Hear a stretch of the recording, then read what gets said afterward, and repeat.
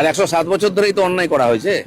এক বছরে এমনি দম বন্ধ হয়ে যাচ্ছে। যান বাংলাদেশে, পাকিস্তান চলে যান, এখানে নামাজ পড়ুন, কেউ বলবে না। রাস্তা আটকানো হবে এই দোহাই দিয়ে রেড রোডে এবার ঈদের নামাজ পড়তে দেওয়া হলো না, অথচ মাননীয় প্রধানমন্ত্রী নরেন্দ্র মোদী 45 মিনিট আগামী রবিবার রেড রোডেই যোগা করবেন, তার জন্য 8টা রাস্তা বন্ধ। ওরা বলছে এটা দ্বিচারিতার রাজনীতি চলছে। প্রাইম মিনিস্টার এলে তো সব রাস্তাই বন্ধ হয়, খালি রেড রোড কেন?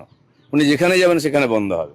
তো যেখানে যান চলাচল কম ওখানেই করেছে, ছুটির দিন ওখানে কম লোক যাবে, সেজন্য ওখানেই করেছে, না হলে তো আরো বেশি সমস্যা হতো লোকের। না, প্রশ্নটা ছিল যে নামাজ পড়তে 15 মিনিট লাগে, সেটা দেওয়া হলো না। 15 মিনিটের জন্য কত ঘন্টা আটকানো হতো? আর ওনারা কে? হরিদাস পাল, তাদের জন্য রাস্তা আটকানো হবে? প্রাইম মিনিস্টারের জন্য আটকাবে, চিফ মিনিস্টারের জন্য আটকাবে?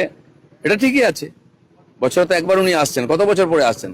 আর 107 বছর ধরেই তো অন্যায় করা হয়েছে। এক বছরে এমনি দম বন্ধ হয়ে যাচ্ছে। যান বাংলাদেশে, পাকিস্তান চলে যান, এখানে নামাজ পড়ুন, কেউ বলবে না। এখানে চলবে না এইসব। সরকার পাল্টে গেছে, লোক পাল্টে যায়, জানে এগুলো বন্ধ করবো।